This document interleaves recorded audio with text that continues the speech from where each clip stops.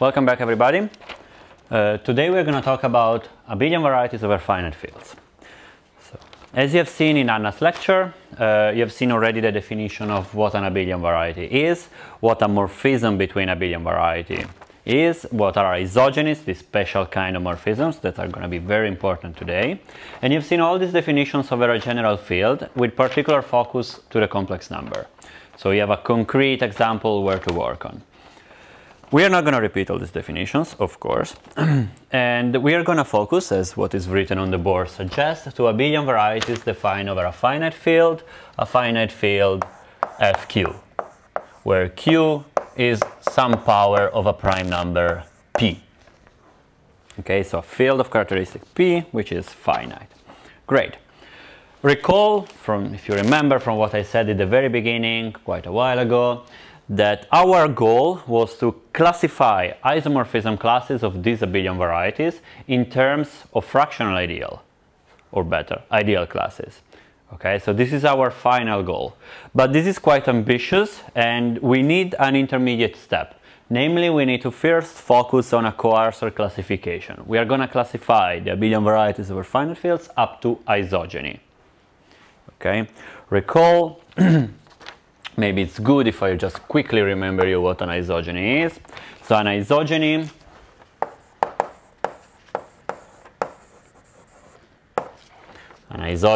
is a homomorphism between two abelian varieties, A and B, where A and B have the same dimension and the map is surjective.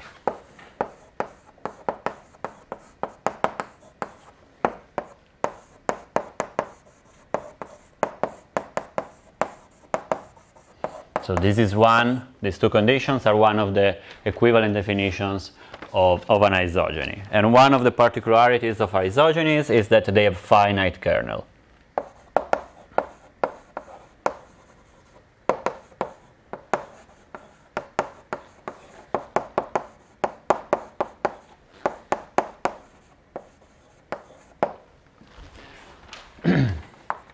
Finite kernel. And as you have seen with Anna, the relation of being isogenous is an equivalence relation.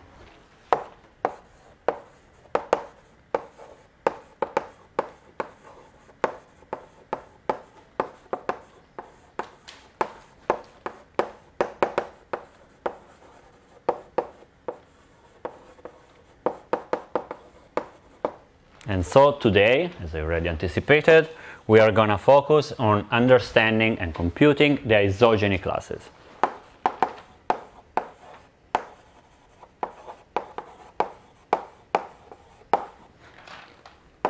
over a finite field, for abelian varieties over a finite field. Okay, so this is roughly the plan for today. Okay, so the first thing that we need to talk about is to talk about the morphisms between abelian varieties and the group that they form, and in particular the morphisms between an abelian variety and itself, so the endomorphisms of it.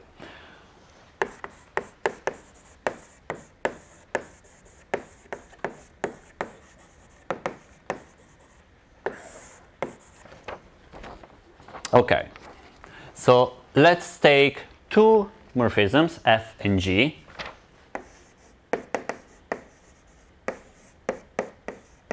between two abelian varieties, and for the moment we can work over any field.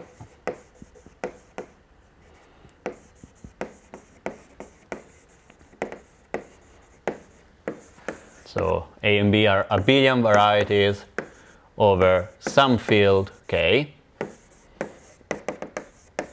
So soon we will specialize over finite fields, but for the beginning we can talk about general fields. So given these two maps, these two homomorphisms f and g, we can define a sum. We can define a new map, f plus g, which is the composition of f comma g. It's equal to this composition. So you take the image of f and the image of G, and then you multiply them. You apply the operation of the abelian variety B. And observe that this map So this M of B is the operation on the target abelian variety, on the codomain.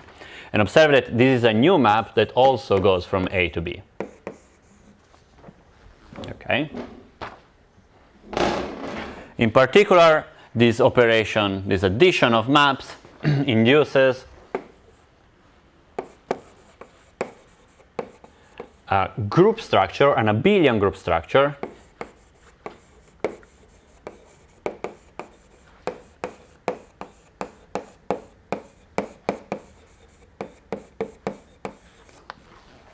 on the set of maps of homomorphisms between A and B. Okay, so just a warning. So when I write hom A and B, I always mean the homomorphisms that are defined over the field of definition of the abelian varieties. So in the beginning I will try to remember to write it down, to specify this thing by writing a small k here, but probably I will forget later on. Okay. In the literature, sometimes people use the convention that hom without the field of definition is the homomorphisms between abelian varieties over the algebraic closure. But we don't use this convention. We use the other one, which says that hom without any symbol means maps between abelian varieties defined over the field of definition. Okay. So we have an abelian group structure on hom, and at the same time we have a ring structure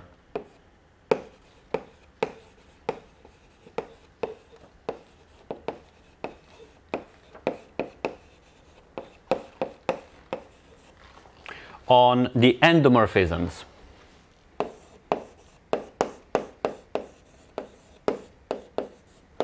of one of the abelian varieties, on the endomorphisms of a single abelian varieties. Okay, and yeah, so the addition is the one that we just defined, and the multiplication is of course the composition. So you can compose endomorphisms and stay inside this, this ring. Very well.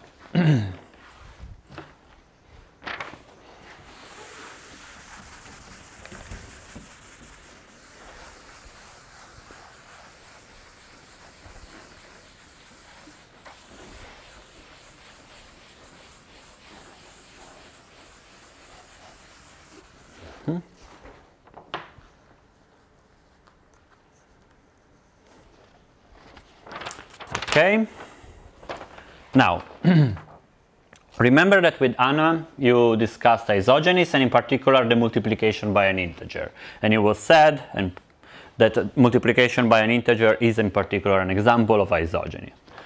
So moreover, we have the following relation. So if you take an integer, let's say n, then we have that n times f as before, so f any homomorphism between A and B. So this multiplication is the same as taking f plus f n times, with a minus sign if n is negative, of course, in front of it. And this is the same as the composition of the multiplication by n on B composed with f, and this is equal to f composed with multiplication by n on the domain, on A. So let me write it down, just that f is from A to B, easier to follow. Okay. In particular, since the multiplication by n is an isogeny, in particular over A,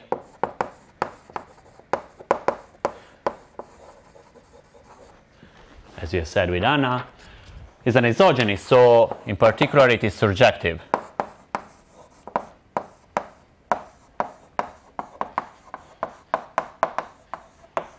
And thanks to this observation, we can deduce that the set of homomorphism between A and B is a torsion-free abelian group. We deduce that hom is torsion-free.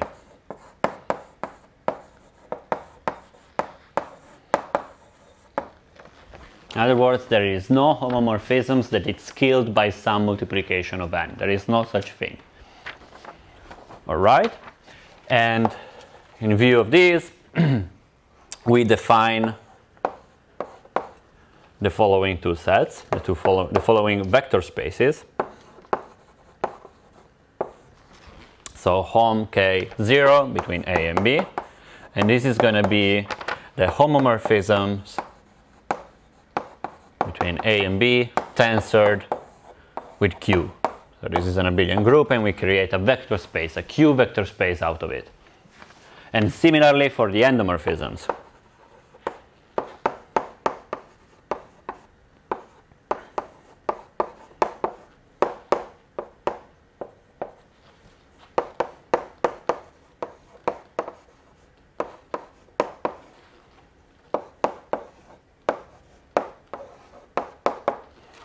All right, so, okay, as I already said, this is a Q vector space, and this is a Q algebra, because it was a ring and now it's a Q action. And since hom is a torsion-free abelian group, we can see it as an embedded inside this vector space. So there is a natural inclusion.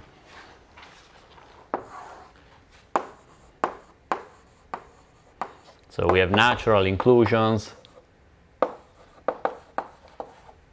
of hom A comma B inside hom 0. And similarly for the endomorphism ring.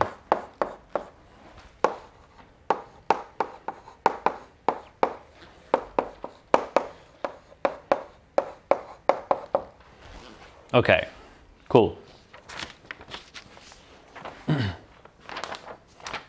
Oh yes, so let me add one thing.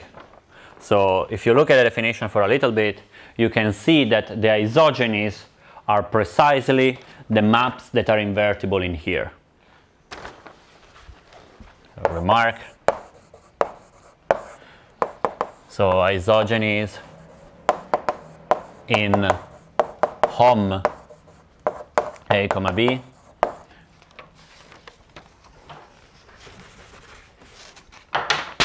are precisely the invertible elements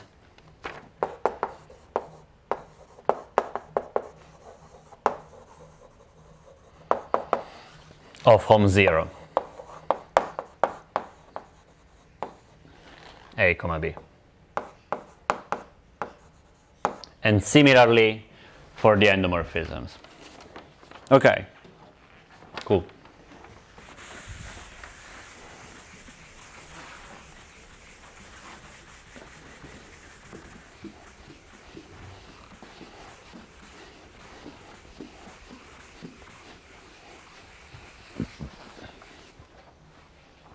Right? So let me state a fact now, or like a. So this endomorphism algebra, this N0 of A, has been heavily studied and extensively studied for abelian varieties. So we have a very good understanding of which kind of algebras can occur as endomorphism algebras of an abelian variety. So it is well understood. Let me write it down like this. And if you want to know what actually are the possibilities, you should look up for the Albert classifications. Albert.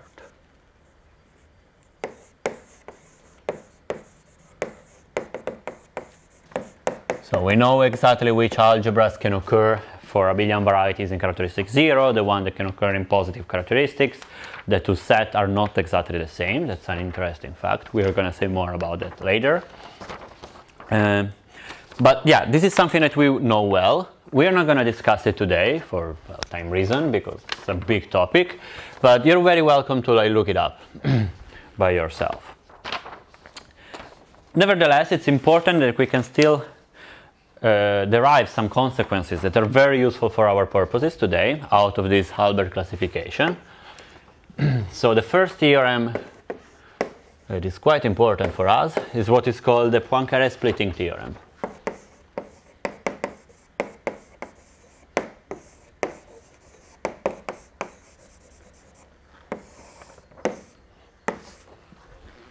this tells us that if you take an abelian variety over a field K, so let A be an abelian variety, so I will write AV for abelian variety from now on, over some field K, any field, and you take B, a subvariety of A.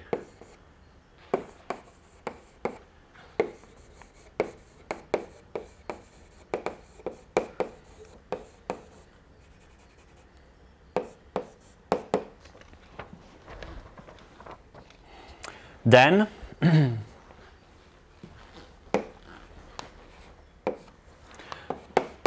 there exists another subvariety C,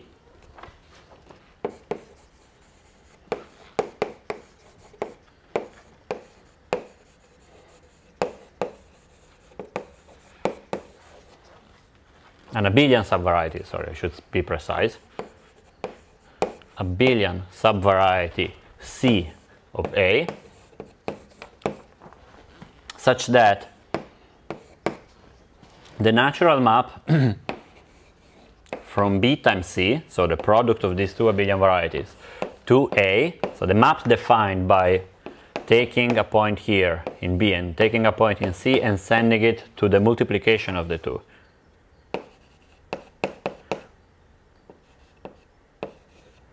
So where M of A is as usual the operation on A, induces, sorry, this map is an isogeny.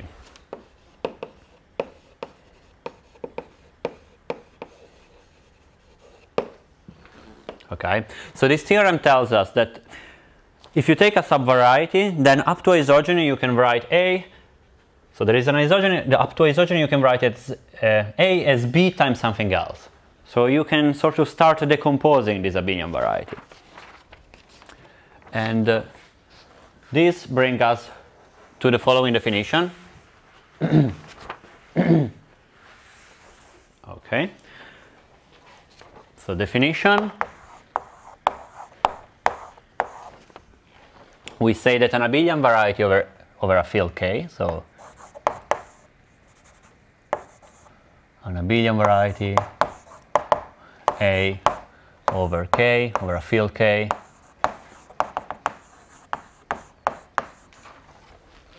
is called simple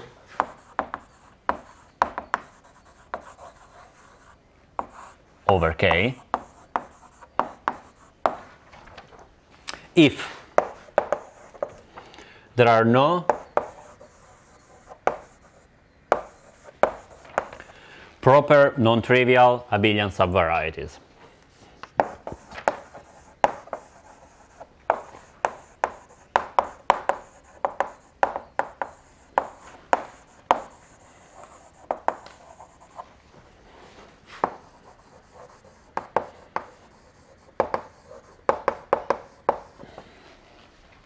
Of A. And again, these abelian subvarieties need to be defined over K as well. So I will come back in a second why we need to specify where this is simple. So hold on for a second. But let me first state a corollary of the theorem that it was just stated, of the Poincare splitting theorem. And this corollary is usually referred to, or sometimes referred to, as the Poincare decomposition of an abelian variety.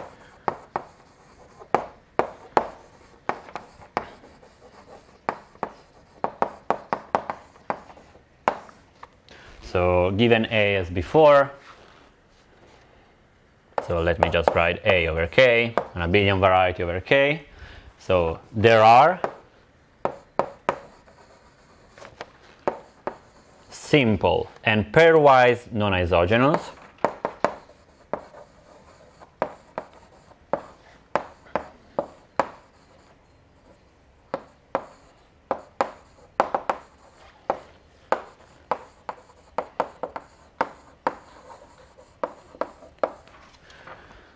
abelian subvarieties B1, B2, Br.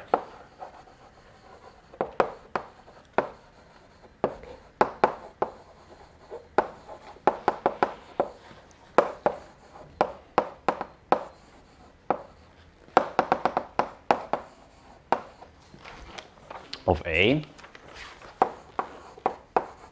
and positive integers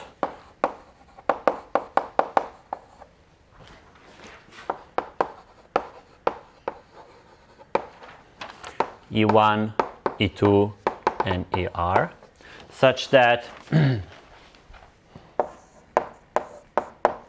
A is isogenous to B1 to the power E1 times BR e to the power R. Okay? So this isogeny is also defined over K.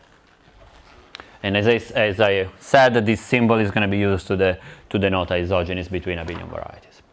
So the proof of this theorem is just applying the Poincaré splitting theorem in an iterative way.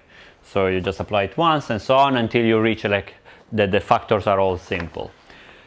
And it's also interesting to know that these abelian varieties, B1, B2, BR, and the integers are unique up to isogeny. So in the sense that, okay, you can always rearrange the factors, so changes the indexing, but up to that and up to isogeny, the composition is unique.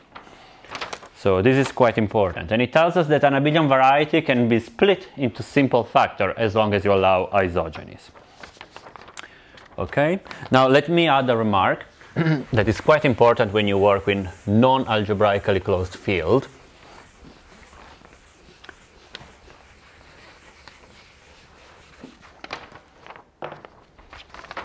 And one thing that one should always pay attention to is that if A is simple over a field K, so A is an abelian variety defined over some field K,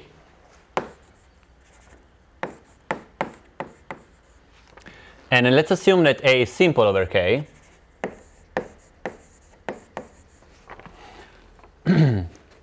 then it is not true, I mean, this does not imply that A is going to be simple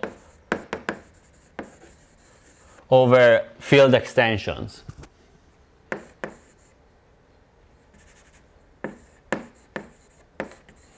Let's say K prime, a field extension of K. On the other hand, the other way is true. Right? So if you take an extension, possibly the algebraic closure of your field, and the abelian variety is simple over that one, then it's going to be simple also over the field of definition. And a similar argument works also for isogenies. So one has to pay attention. So if A is isogenous with B over the field K, then A is going to be isogenous to B over any field extension.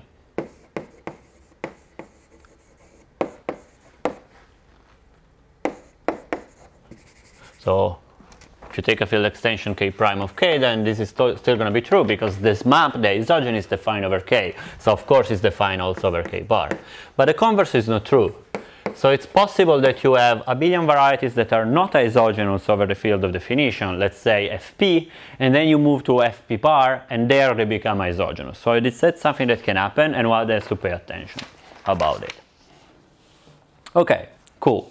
So now I think we understand enough about endomorphism rings to start getting closer to the classifications. But we still need a few ingredients. So soon we are going to move to finite fields, or better, we are first going to say a few things about abelian varieties in positive characteristic in general.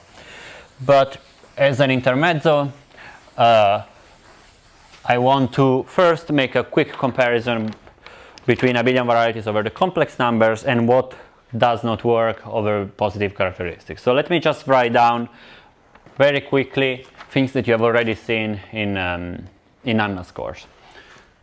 So over C, we know that abelian varieties, so AVs over C,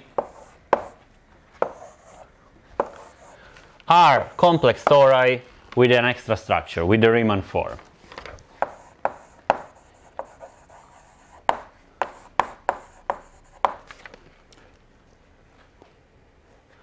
Plus Riemann form.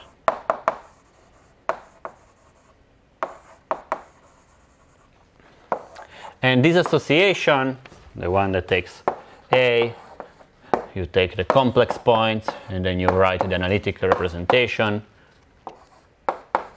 So some vector space V over Al. So V is a vector space over a complex number of dimension equal to the dimension of A. And L is a lattice inside it. So a free abelian group of rank twice the dimension.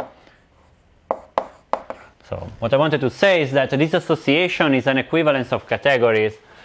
Well, if you, instead of Riemann form, you take equivalence classes of Riemann form. So there is possible that there are different Riemann forms that define the same abelian variety.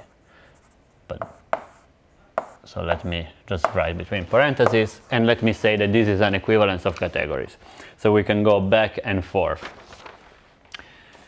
This in particular what gives us. So that if you take an abelian variety over A and you look at its endomorphisms, then we get a two-dimensional representation over Q of this endomorphism algebra, right? Because you can associate it to the lattice. So the vector space depends only on the dimension, so we don't care about it. But the lattice is the one that encodes the information, or better, the way the lattice sits inside the vector space, period matrices that you have seen.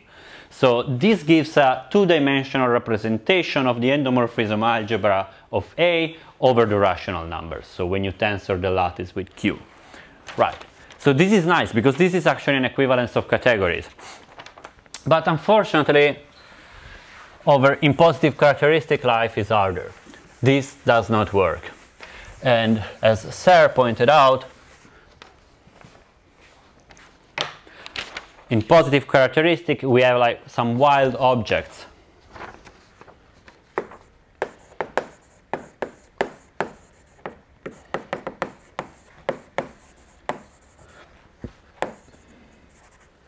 So in positive characteristic, we have things like supersingular elliptic curves.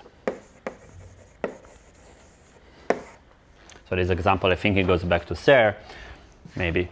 And we have objects like supersingular elliptic curves.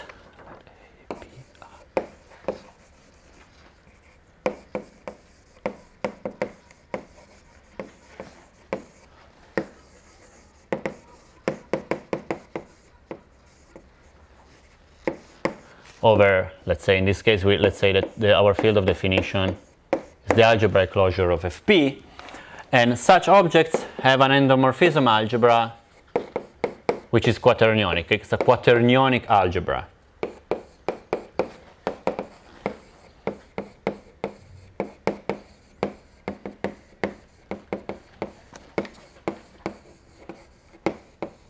And in particular, quaternionic algebra is dimension 4 over Q, so we don't have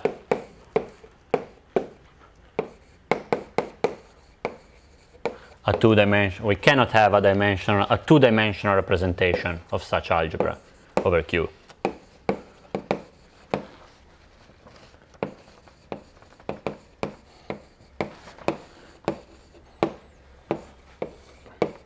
Right? So this means that a theorem like as the one we have seen over the complex number cannot work in positive characteristic in such a generalities. These objects prevent the existence of such an equivalence of categories. So we will have to restrict, we are going to do something very similar to what is stated in the theorem, even in positive characteristic, but we will have to restrict ourselves to a subcategory of the category of abelian varieties over our finite field. But before getting there, let me say that in positive characteristic, even if we cannot immediately use the lattices to understand the abelian varieties, we can use some extra structure that is proper. It's something like very, very typical. It's something characteristic of positive characteristic fields of definitions, namely the existence of the Frobenius map. So this is a map that doesn't exist in characteristic 0, exists only in positive characteristic. And what is this map? Well, so let's first do the algebraic side of this map.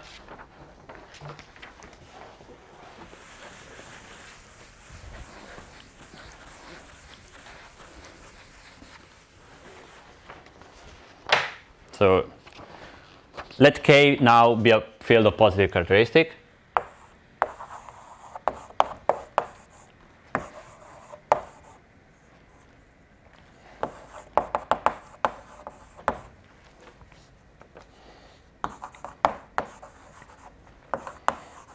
let's say P,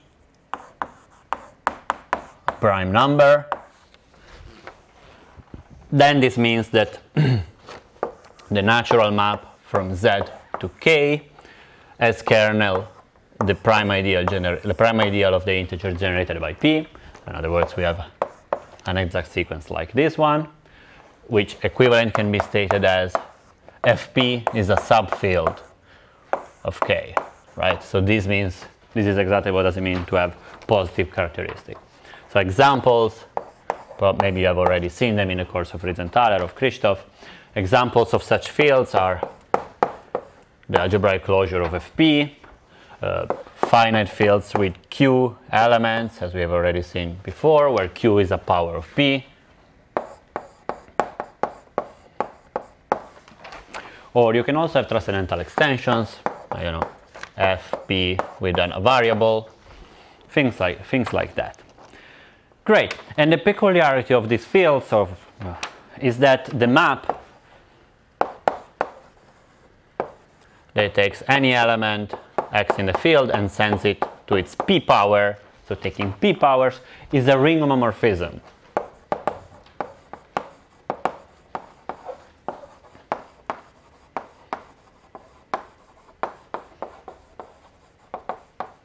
It sends 0 to 0, 1 to 1, it's multiplicative, so we have that xy to the power p is equal to x to the power p times y to the power p, but it's also additive, and that's kind of the very different thing with respect to characteristic 0.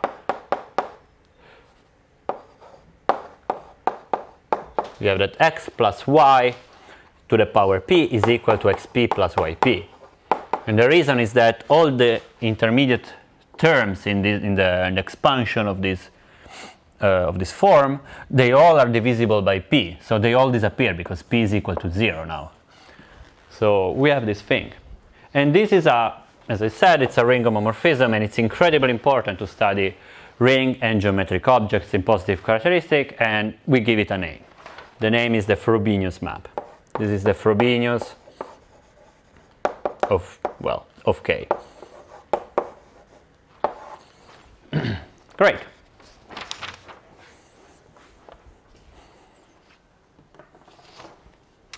So now that we understand the algebra in characteristic P, already when we know what the Frobenius is, we move to the geometric side. And as you probably know, well, as you know, whenever you have a ring homomorphism, then this corresponds to a geometric map.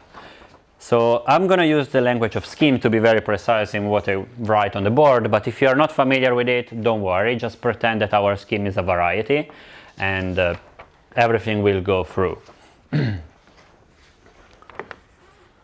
So let S be a scheme over the field Fp.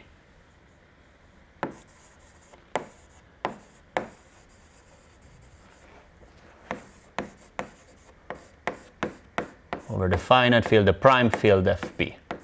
Okay? And you can think, if you prefer to work with something concrete in mind, you can take S to be the spectrum of Fq, of a finite field Fq, which can potentially, with Q potentially a bigger power, a power of P, so a non-trivial power of P. Okay? So observe that the spectrum means all the prime ideals of well, what you have inside the parentheses. And this is a field. This sounds maybe a bit weird if you haven't seen scheme theory, but this is because a field has only one prime, has only the zero ideal. But nevertheless, we also want to encode the topology, so that's why we work with it. There's a risky topology. Close parenthesis. Okay, so we define the absolute Frobenius of S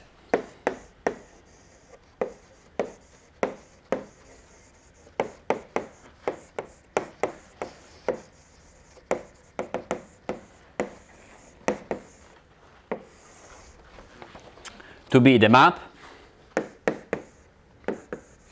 so the morphism, which I will denote by Fs, that goes from S to S, so the endomorphism actually of S, that acts on function when you look at the ring of coordinate function, as taking p powers, exactly the map that we had. All right? Cool. And if A is now a scheme defined over S,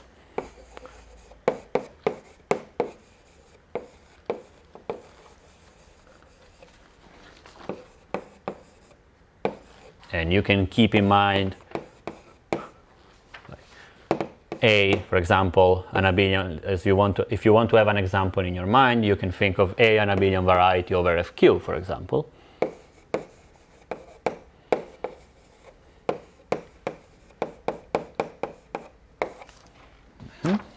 Then we define the fiber product A to the power P,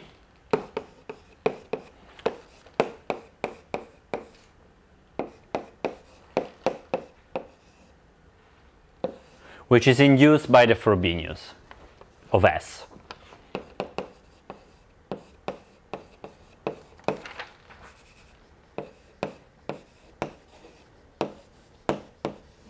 I'm going to give an example later in the affine case, so everything will become a lot clearer of this definition.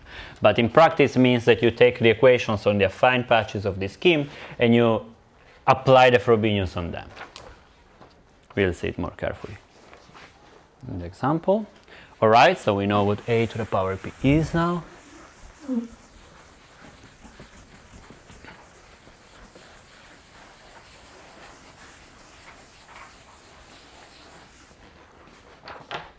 And now we define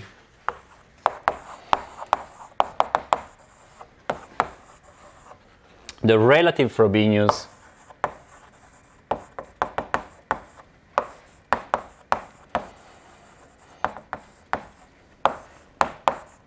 so relative of A relative to S of A as the map that makes the following diagram, that is missing from the following diagram. So let me write it down and then we comment on it. So we have the definition of AP as the Cartesian product.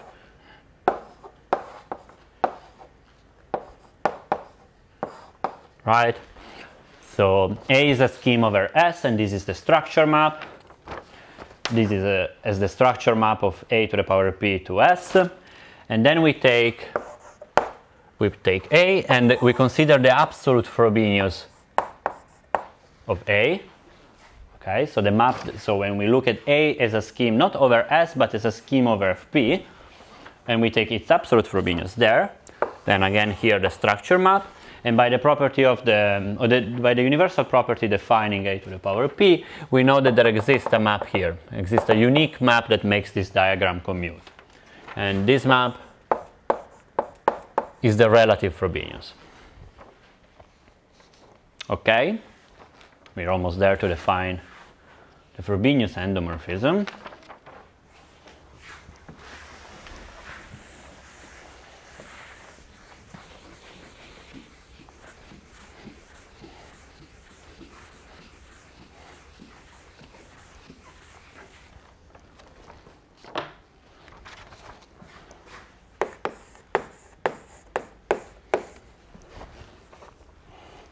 So now let's assume that S is actually a finite field.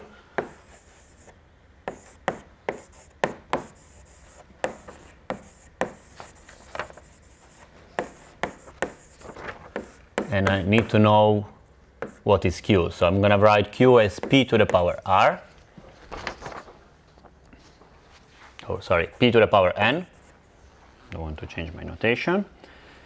In particular, if for such an A, we have a canonical isomorphism of the iterate construction of A to the power P. You do it again and again and again. So every time you twist by the absolute Frobenius of the base field of what is our S, and you get that if you do it n times, you get a canonical isomorphism from the original variety to what you get. Okay.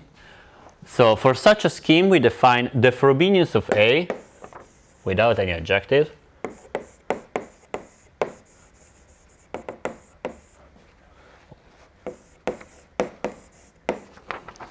to be the composition of the relative Frobeniuses.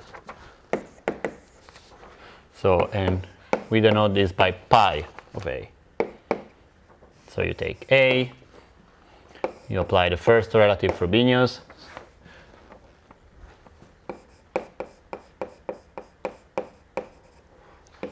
and you go to A to the power P, then you repeat, you take the relative Frobenius of A to the power P,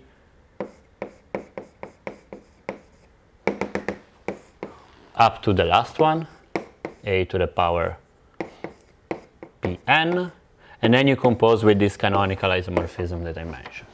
So the composition of all these maps is an endomorphism of A. It starts from A and ends in A, and it's going to be called the Frobenius of A, or the Frobenius endomorphism of A, if you prefer. Great. All right. And now I'm going to state some properties of this pi of A. I will state them as a proposition. So if K is a field of characteristic P,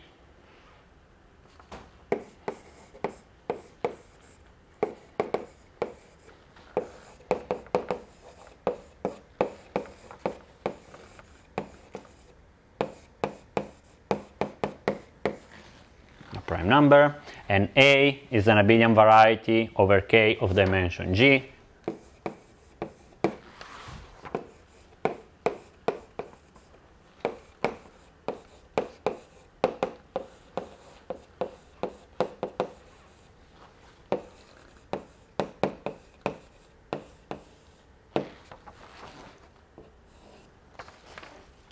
then the relative Frobenius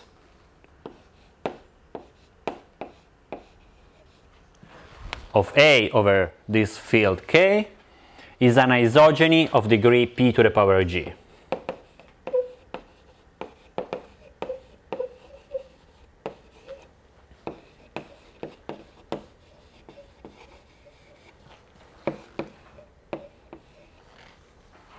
Okay.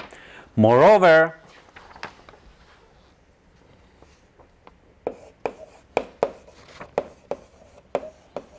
we assume that K is not just a field of characteristic P, but actually a finite field Fp to the power n.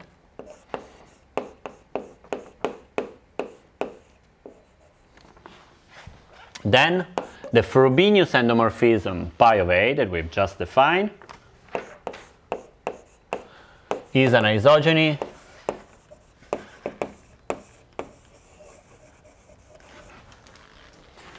of degree Q to the power G. Oh, sorry. I didn't say what Q is, so Pn to the power G.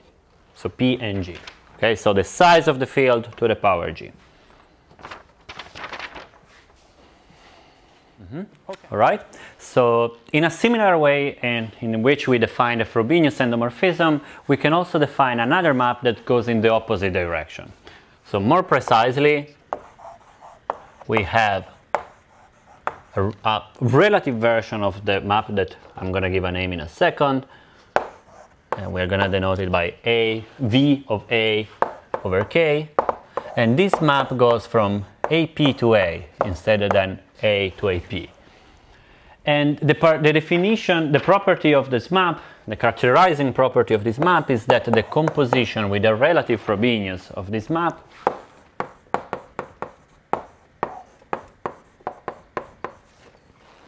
is multiplication by P.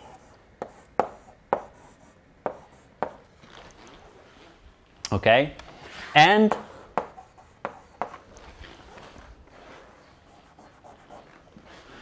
also the other composition is multiplication by P. So you first do this map V, and then you do the relative Frobenius, and you will get the multiplication of P on AP in the twist and abelian variety. And the name of this map is the relative Verschiebung.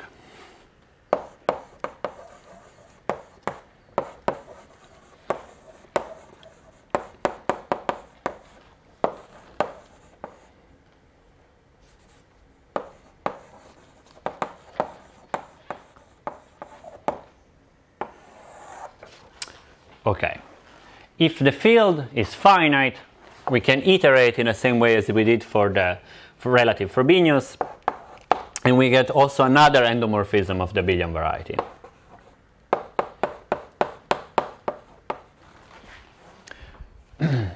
So we define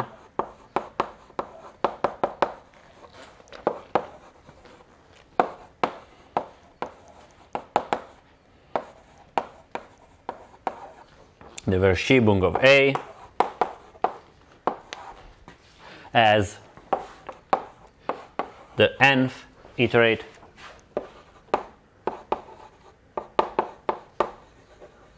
an nth iteration of the relative Verschiebung.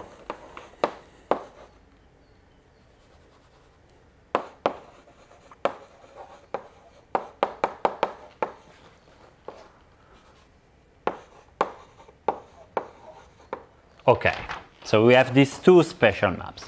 So as promised, I will give an example now. So we take an affine scheme and we see what happens.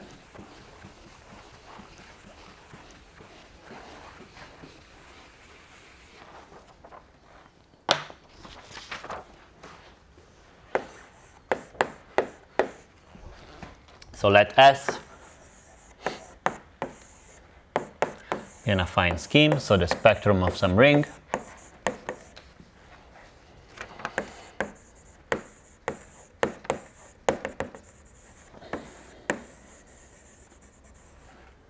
Over Fp. So A is an Fp algebra in particular, not just a ring.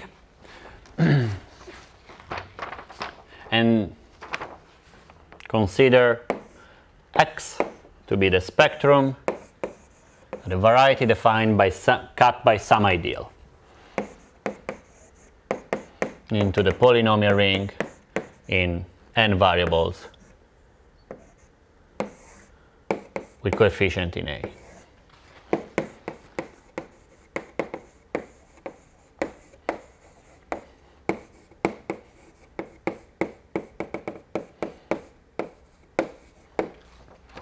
Okay, then if we work out the definitions, we have that xp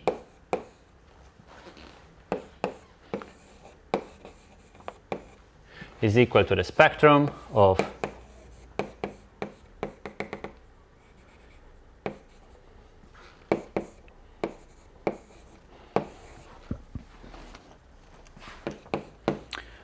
the polynomial ring modulo the ideal IP, where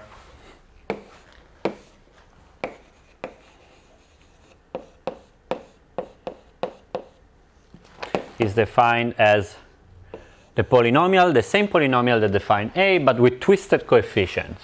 So you take, I'm going to use the multi-index notation.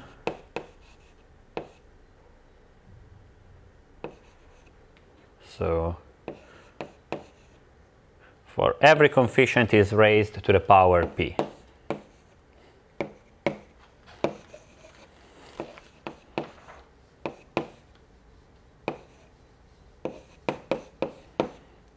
Okay, so you take every element of the defining ideal of the first variety and you raise the coefficient of such polynomials to the power p.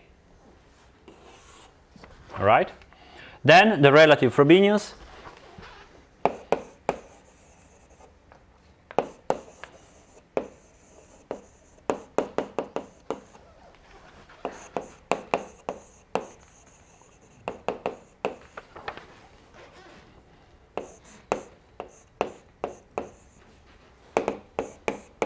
is the map from x to x to the power p that we just defined, which acts as taking the variables to the p power.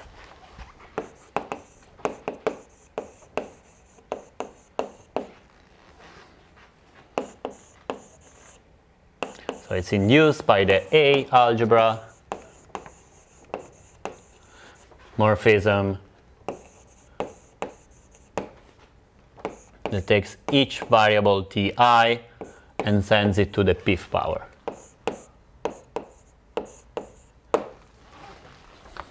Okay, So I invite you to work out all the details of this example and see that they make sense.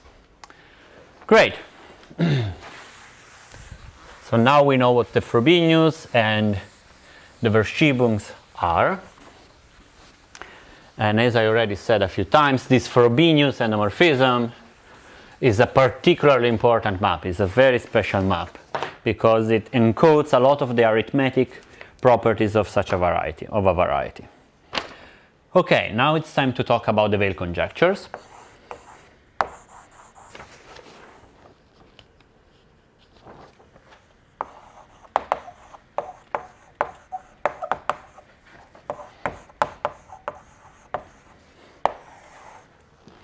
So you have already seen in Christoph's lecture the Weil conjectures for a curve, the special case of a curve. But now we're going to I'm going to restate them in a more generality. So namely for every variety V which is smooth and projective. So let V be a smooth projective variety of dimension G.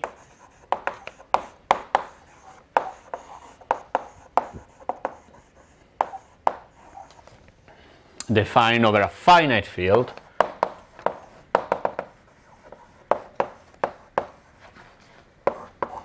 Fq, where Q is p to the power n, so power of our prime. Also, we are going to denote by capital N M the number of points that this variety has over the extension of the field of definition with q to the power m elements. Okay? Observe that since this, by assumption, this number is always finite for every m. Alright? Now we define also the Hasse-Weil zeta function of V.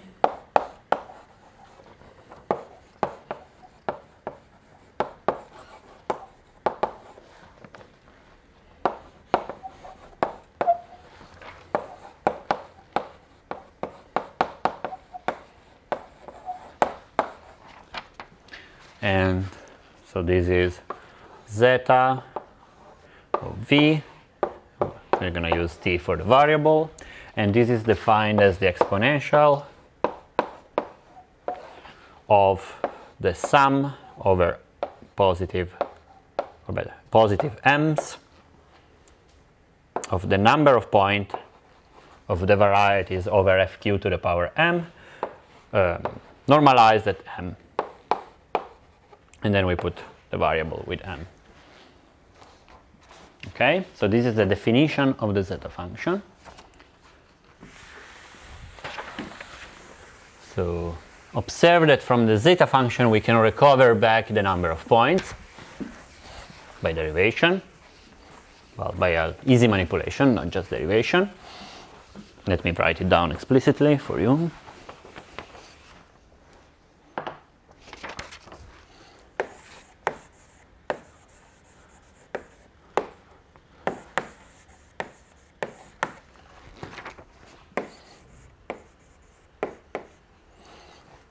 So this is equal to 1 over m minus 1 factorial of the mth derivative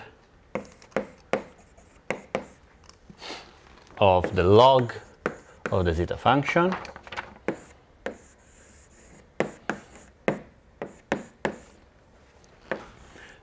evaluated in t equal to 0. Okay? And now we are ready to state the Weil conjectures. Well, they're called conjecture, but as probably Christoph has already said, these are actually a theorem. And they are called Weil conjectures only for historical reasons.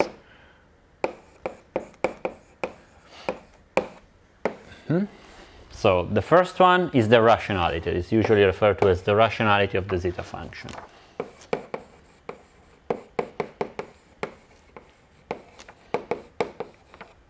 So this says that the zeta function is actually a rational function.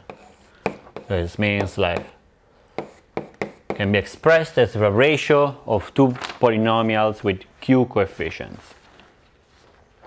Okay. The second one is the so-called Riemann hypothesis for varieties.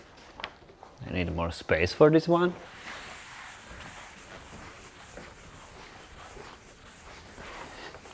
So the second one is the analogous for the Riemann hypothesis for the integers, but the difference is that this one is proven. 2.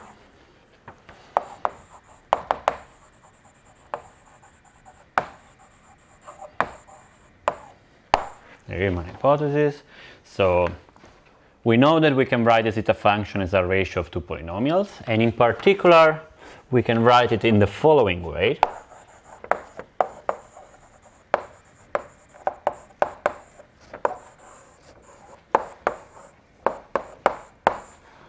So we can write the numerator as polynomials with odd indexes, as a product of polynomials, of odd number of polynomials.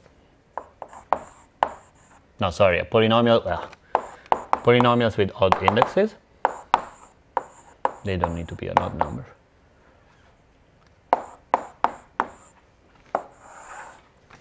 And then we write the denominator in the following way, so using 0, 2, and so on, odd indexes, even indexes.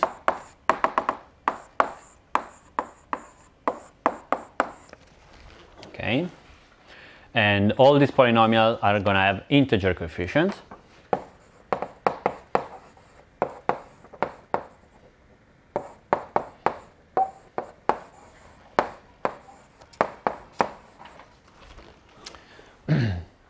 And in particular, we know explicitly some of them.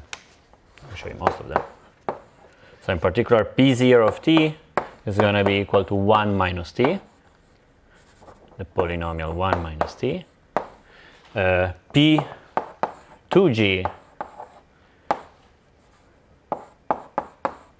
is equal to 1 minus q to the power g t. And for all the others,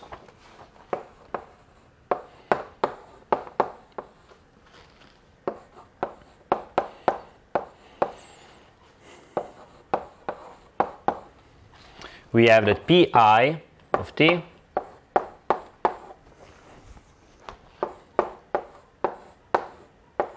is equal to the product of 1 minus alpha I j of t. So we factored all the others over the complex numbers. And we know a lot about these alpha ij's. So namely, they are algebraic integers.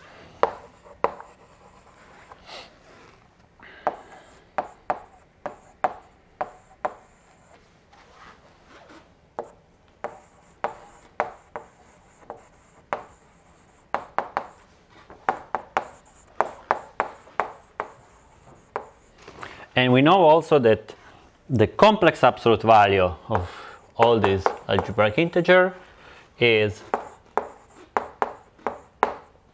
equal to q, is a power of q, a power of square root of q.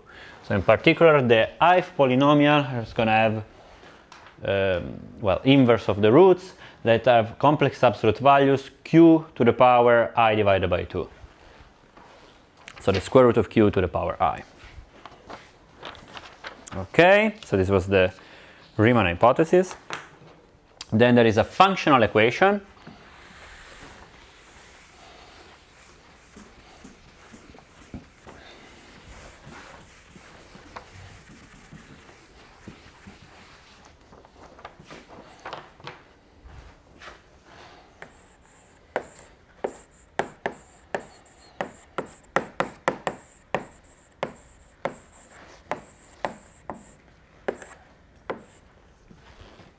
So which can be written as follows. So you take the zeta function, but this time you use the variable 1 over q to the power g t,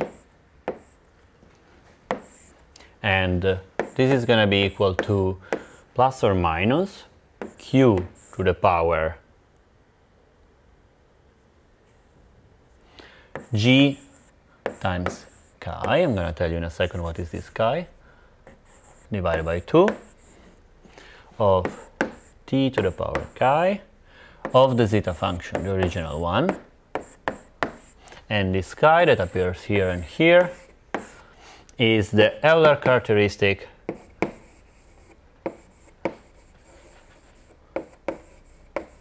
of the variety V, so topological invariant. And in particular, this functional equation for us is going to be important because it induces symmetries between the roots alpha ij that I defined before. So namely, after possibly renumbering,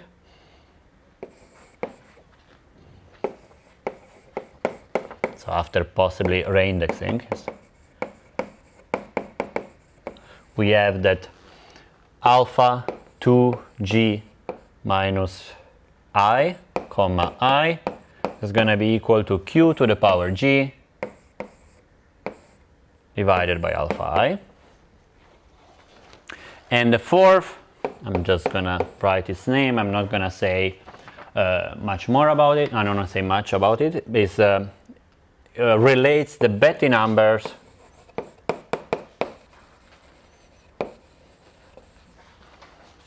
of the variety with the degree of the polynomial pi. Okay. The proof is quite a huge work that involved like many mathematicians. It was started by Weil, who proved it for curves and abelian varieties. Then Dwork, Grothendieck, Deligne, that gave different proofs. So Dwork worked with p-adic methods, while Deligne and Grothendieck worked with the Tal cohomology, so L-adic methods. I'm not going to say anything about the proof because this is a huge work, but we're going to use these Weil conjectures, and these are very important because they're going to allow us to they're going to help us in classifying the abelian varieties over finite fields in terms of the Frobenius. Okay, but before getting completely there, I still need to introduce a new concept, the notion of Tate module.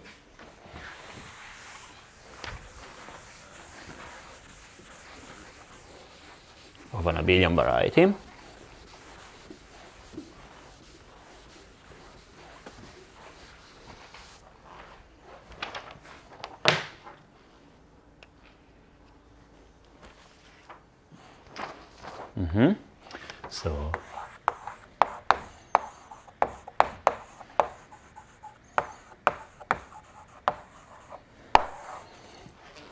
So okay.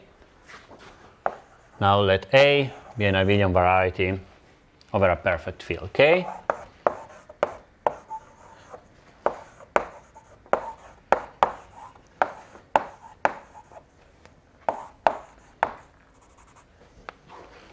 And let L be a prime number, which is different from the characteristic of K. Observe that K can also be of characteristic 0 in this moment. So we require L to be different from the characteristic of the field. Okay? And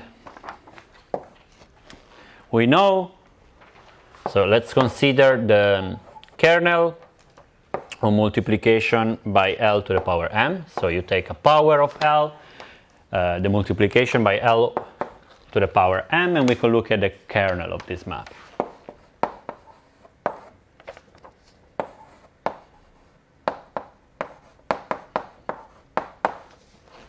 Okay, this is a finite group scheme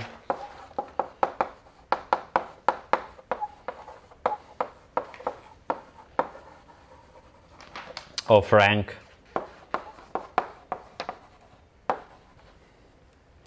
L to the power m to the power 2g. The reason why this is true is because we picked L to be a prime different from the characteristic, so this multiplication by L to the power m is a separable isogeny. And indeed, we have that this is equivalent to say that the kernel is an étale finite group scheme.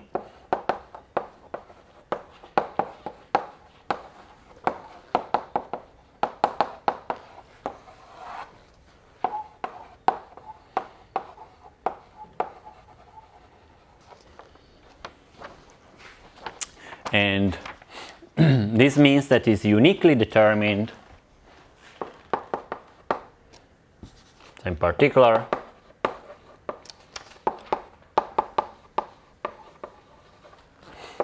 it is uniquely determined by the point over the algebraic closure of K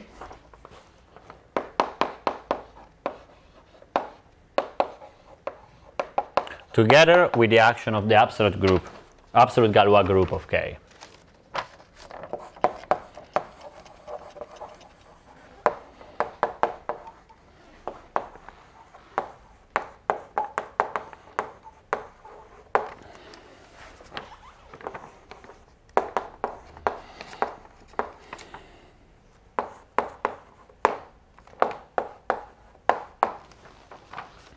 Okay. And last thing that I want to mention about this torsion point is that when you patch them together, so you can patch them together into an inverse system when you take different powers of L.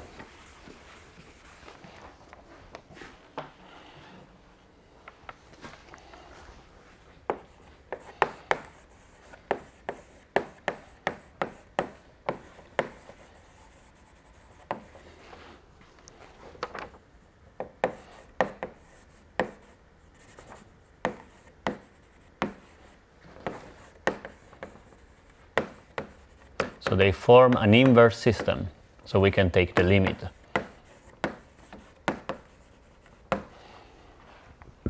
And the limit has a name. It's called the L-adic Tate module, or the L-Tate module of the Abelian variety.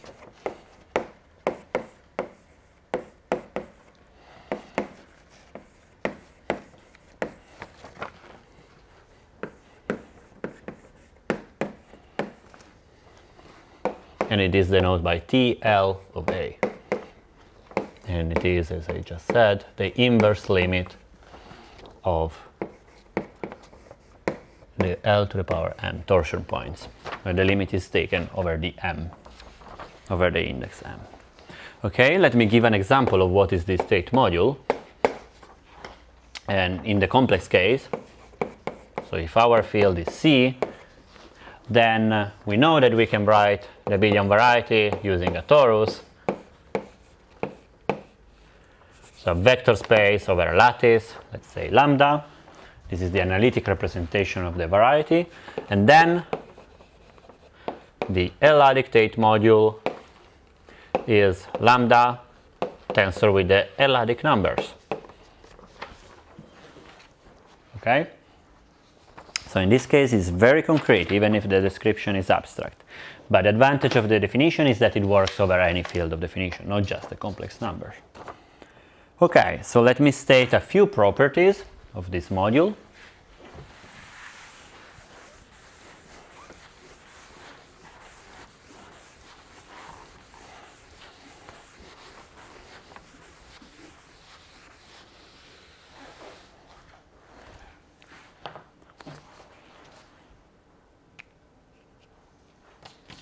Position.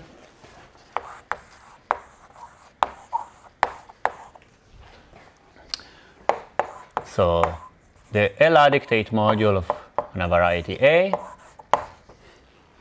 is isomorphic, so it's a free ZL module of rank twice the dimension of the Abelian variety. Okay? So this is not so surprising if you keep in mind the complex example, right? So this is the lattice, which has rank as an Abelian group twice the dimension, and then we just tensor it with ZL. So we get something isomorphic to ZL to the power 2G. Okay? Then we can also recover the K-bar points, so the points over the algebraic closure that are killed by the multiplication by L to the power m, by taking quotients. The quotient of the L-adic Tate module divided by L to the power m itself. And last thing that I want to stress is that this construction, so forming the L-adic Tate module, is functorial. So it's a functor that goes from the category of abelian varieties over K to the category of modules, ZL modules, together with the action of the Galois group. Okay, so this construction is very important, and it gives us some kind of local information about our abelian variety. Great. So now let me state a theorem by Weil.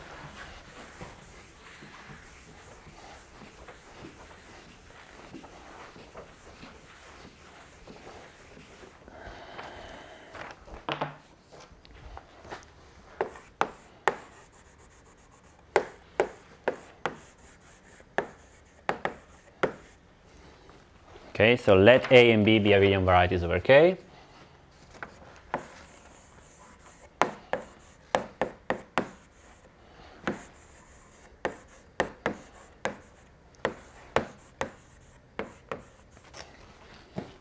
Then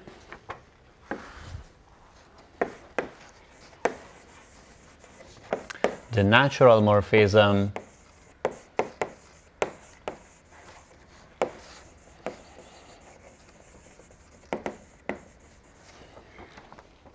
that goes from the hom between A and B, so the tensored with ZL, with the L-adic numbers, and goes to the homomorphisms between the Tate modules, so seen as a ZLG module, so the absolute Galois group,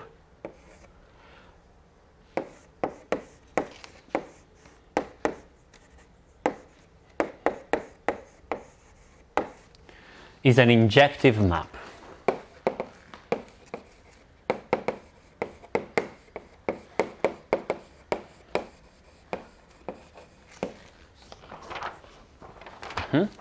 And in particular, it follows that hom from A to B, which we know it's an torsion-free abelian group, and we can deduce from that that it's also a free Z module of finite rank. So it's not just a torsion-free, but we have more.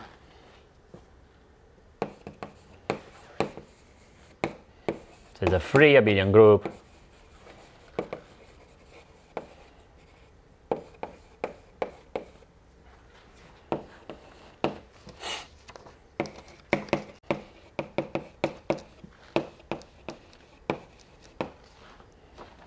okay, and now we are almost there to define what is going to be the key player in the classification up to isogenies.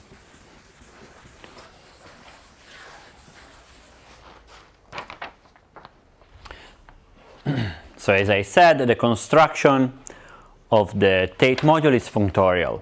So this means that every map between two abelian varieties is sent to a map between the Tate modules, and we have just seen by the Weil theorem that this association is injective. So now we are going to apply it and look at the induced morphism, the morphism induced by the Frobenius map, the Frobenius endomorphism of A. And now we're going to focus on abelian varieties over finite fields. So A, an abelian variety over FQ, finite field FQ with Q elements, and we are going to denote by H of A. I'm going to use the notation throughout the rest of the course.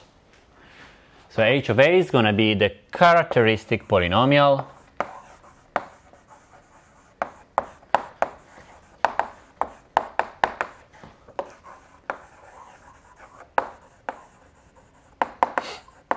of the Frobenius endomorphism acting on the L-adic Tate modules. So, which I'm going to denote TL of pi of A which is a map that goes from the Li dictate module of A to the L dictate module of A, so to itself. Okay, so let me say a few words. What is this characteristic polynomial? So as we have seen, TL of A is isomorphic to ZL to the power 2G, twice the dimension of A. Okay, so we are going for a free ZL module of rank 2G to itself, and this means that this map, this Frobenius map on this TL of pi A, can be expressed in terms of a matrix. Okay, a matrix with ZL entries. And then you can take the characteristic polynomial of this matrix. Right, if you remember from linear algebra, the characteristic polynomial does not depend on the basis. So when we write this isomorphism, we are choosing a basis of this Li dictate module, and so we are fixing like this basis. And so in particular, a priori the definition could depend on this choice, but remember that the characteristic polynomial does not. So this is well posed. Great. And one can prove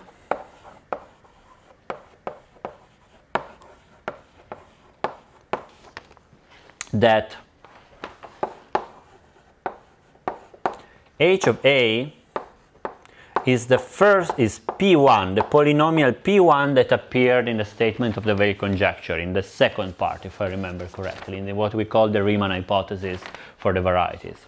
So we wrote the zeta function as a product of polynomials divided another product of polynomials, and we paid attention to the indexing, and in particular the characteristic polynomial of the Frobenius is precisely equal to the first polynomial. And if you remember, we said that this polynomial, all the pi's had integer coefficients. And this is also quite non-trivial, right? So from the very definition, we will expect a polynomial that has ZL coefficients. It's the characteristic polynomial of from a ZL module to itself. But actually, it's a very strong statement, but it's very important for us that this has integer coefficients. In particular, it does not depend on the L. So let me write it down. It does not depend on the prime L. All right? Okay. Yeah, and as I said, this polynomial is going to be called the characteristic polynomial of A. So let me write it as a definition. So h of A, this integral polynomial, is the characteristic polynomial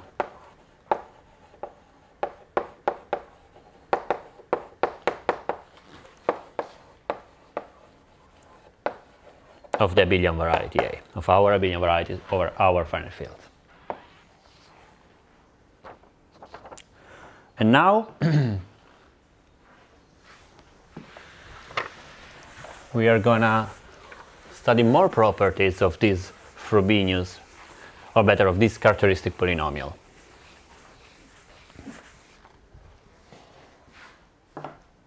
So from now on, by maybe some abuse of notation, I will identify the Frobenius endomorphism. Oops. So we identify pi of A with a root of the characteristic polynomial.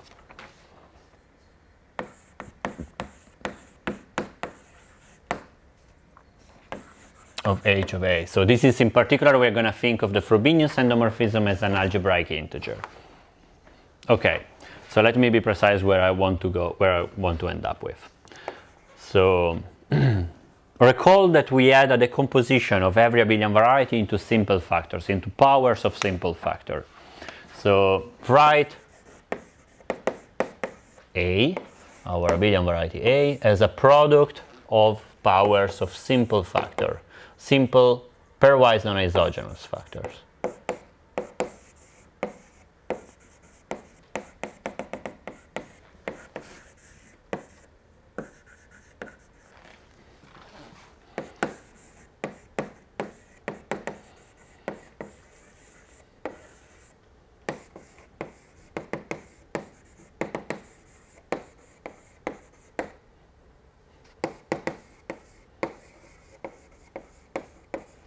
Okay, we have that the endomorphism algebra of A splits respecting this product decomposition.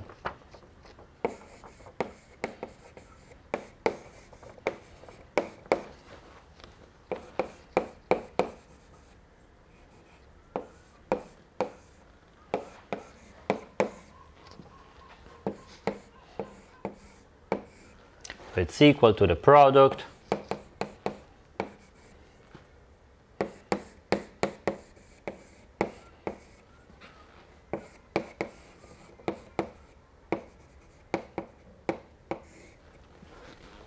and the center of this endomorphism algebra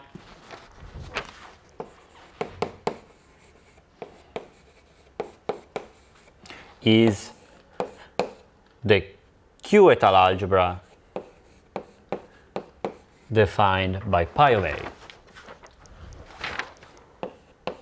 So it's polynomials with Q coefficients modulo the characteristic polynomial of the Frobenius. And these factors with respect to their composition again. So this is going to be isomorphic to the product of Q pi of the Frobenius of each of the beta i's.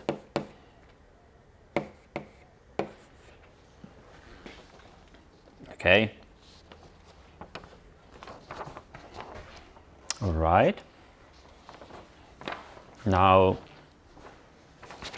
let me introduce the notion of a Q-Weyl number.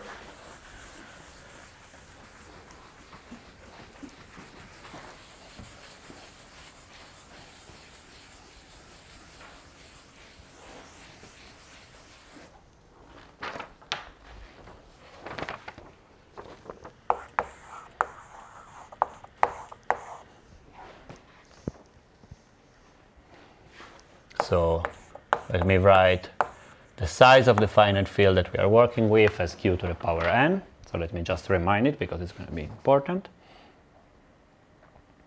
So a Q-Weyl number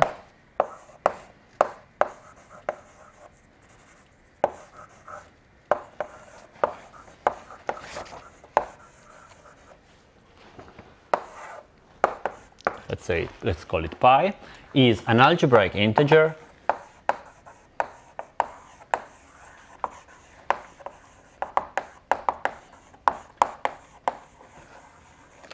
such that for every embedding into the complex numbers,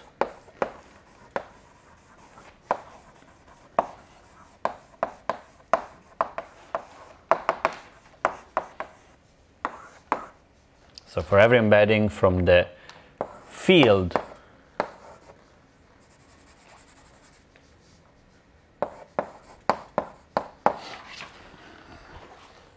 pi into the complex number, let's call such an embedding psi, we have that psi of pi has complex absolute value equal to square root of q. And if you patch together what we said now, together with the Weyl conjectures, you can see that the Frobenius pi of A is a Q-Weyl number.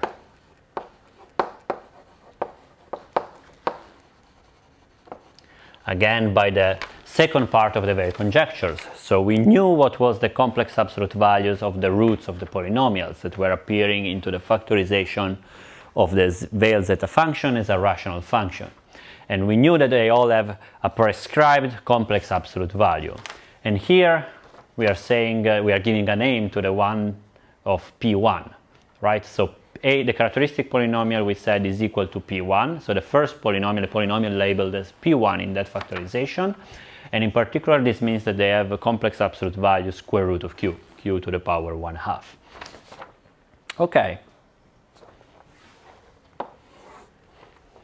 Right? And now, so let me make an addition to the Weyl theorem. So Veil, the theorem Veil was that we have an embedding of the homomorphisms tensor with ZL into the homomorphisms of the Tate modules. And over finite fields, Tate proved an amazing theorem.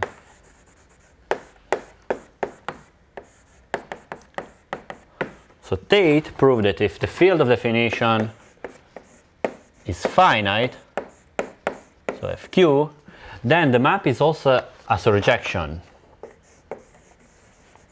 So then, let me rewrite explicitly what was the map of Veil theorem. So the homomorphisms from A to B, two abelian varieties over K, tensor with ZL. And we have a map that goes, a natural map that goes into the homomorphisms of the Tate modules, seen as Galois modules.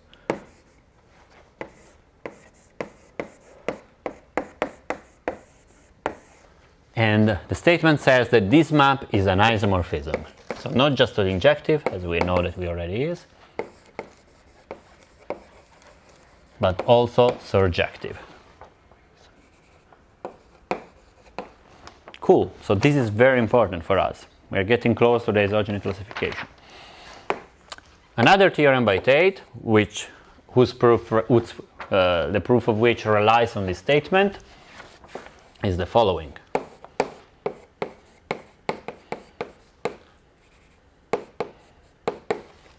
Is that the following statements are equivalent. So the TFAE, which is short for the following, are equivalent. So two abelian varieties over the finite field are isogenous if and only if they have the same characteristic polynomial of the Frobenius, and if and only if there's the same zeta function.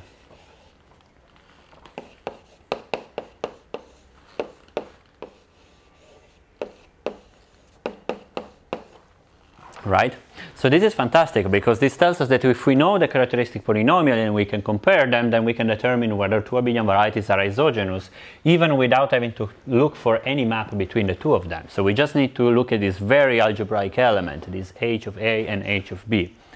And again, another important part is the third one that tells you that two abelian varieties are isogenous if and only if they have the same number of points over any field extension, which is the same as saying that they have the same zeta functions.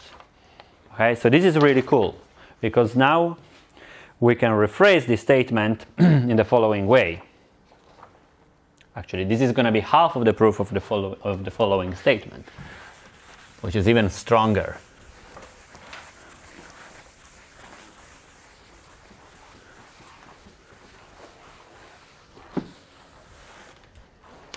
So the next statement is what is usually called Honda-Tate theory or Honda-Tate theorem.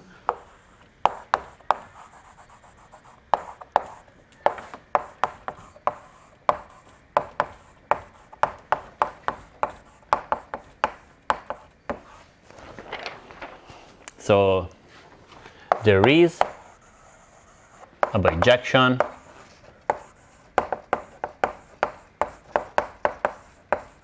between the set of simple abelian varieties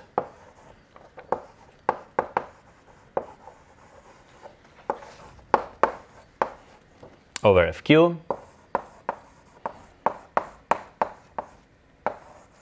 up to isogeny and the set of Q Veil numbers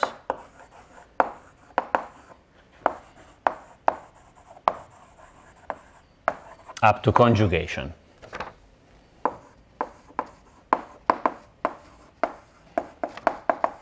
So conjugation means that simply they have the same minimal polynomial. So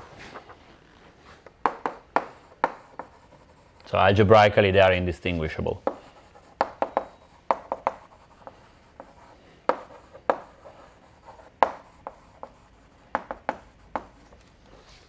And of course the association is the, as you can probably imagine, is the one that takes an abelian variety and sends it to the Frobenius, seen as an algebraic integer, as a root of its characteristic polynomial.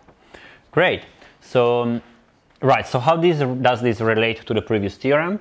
So the theorem of Tate was saying that if two abelian varieties are isogenous, then they have the same characteristic polynomial.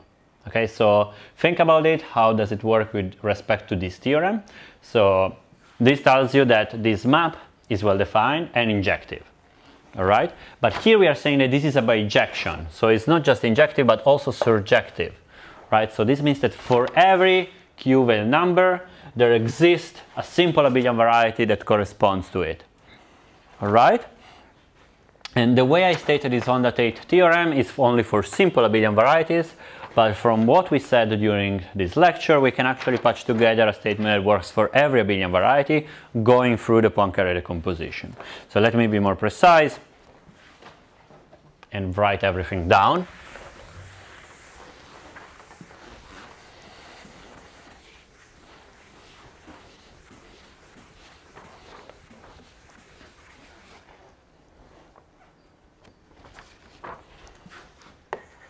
So if we write the abelian variety, an abelian variety over Fq, up to isogeny into the product of powers of simple factors, so as we did before. So let me use mi's for the exponents.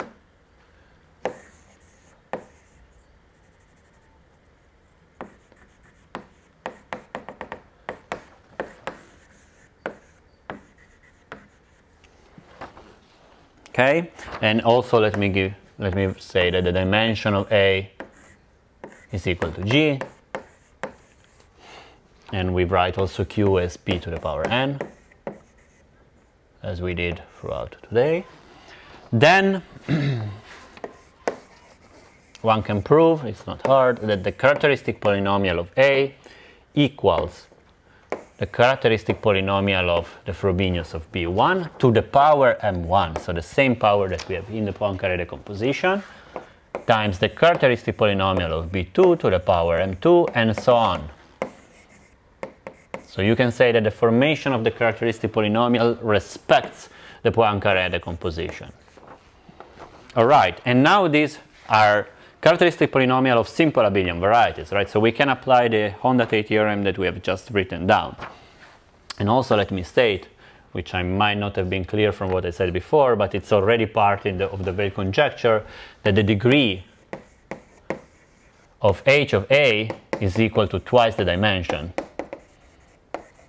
Actually, this follows from the definition that I gave. So we define the characteristic polynomial as something acting on the L-adic Tate module. And we know that the L-adic Tate module is a ZL module of rank 2G. So this tells us that the characteristic polynomial of the Frobenius have degree 2 times the dimension, 2G. Okay? And let me add another fact on the board to almost conclude.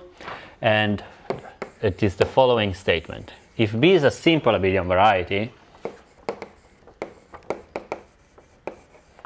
then one can prove that the characteristic polynomial of B is a pure power of an irreducible polynomial. So it can be written as mb to the power A, where m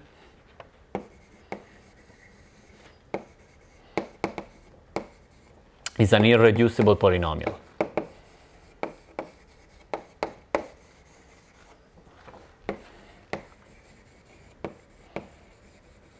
So I call it M because actually this polynomial is the minimal polynomial of the Frobenius endomorphism.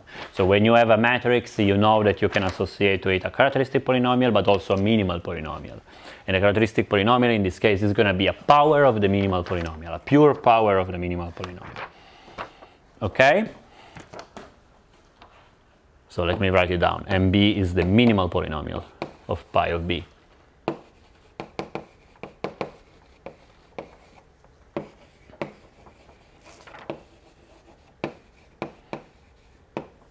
Right, and what I want to say now is that this exponent that I called here he is actually, we can compute it explicitly. We have a precise description of what it is. So we have that E is equal to the least common denominator which I shorten as LCD, of the following set of rational numbers. So you take the p-adic valuation of G evaluated in 0 divided by n, where n is the power defining Q. So Q is equal to p to the power n, and this G runs over the irreducible factors of the minimal polynomial over the p-adic numbers.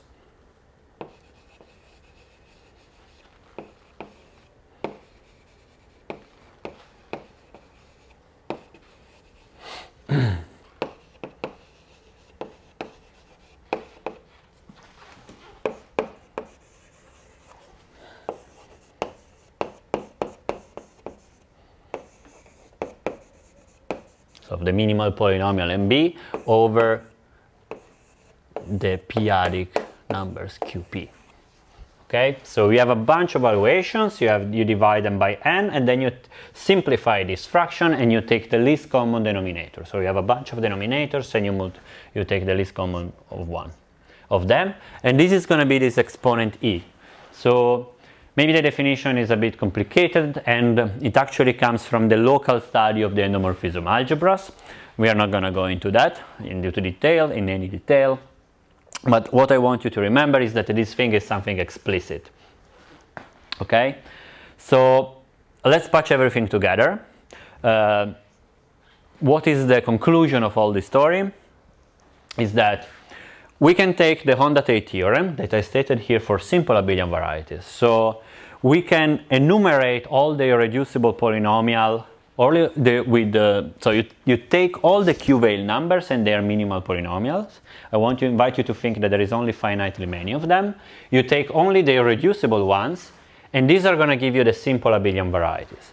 And then using the Poincare decomposition of the abelian varieties, we can patch them together and form all the characteristic polynomials of the abelian varieties H of A. So in other words, one can say that the Honda-Tate theorem gives us an injective statement, an injective map from the isogeny classes of the abelian varieties into the Q-Veil numbers, but we also have a way to go back. So you can associate, you can make a list. Let me write it down in this way so that it's precise.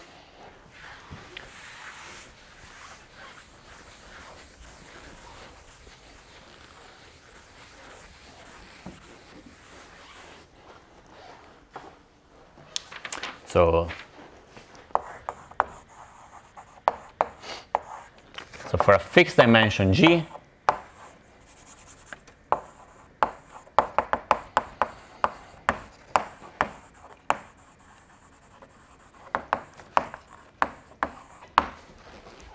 we can list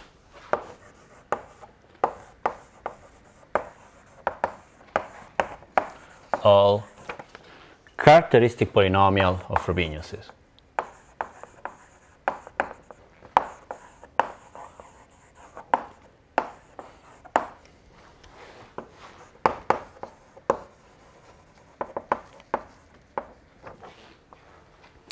In other words, which can be rephrased, use the Honda-Tate theorem as saying that we can list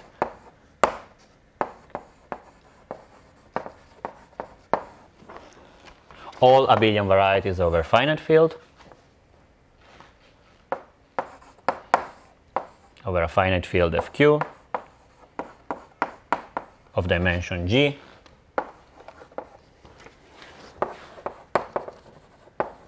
up to isogeny.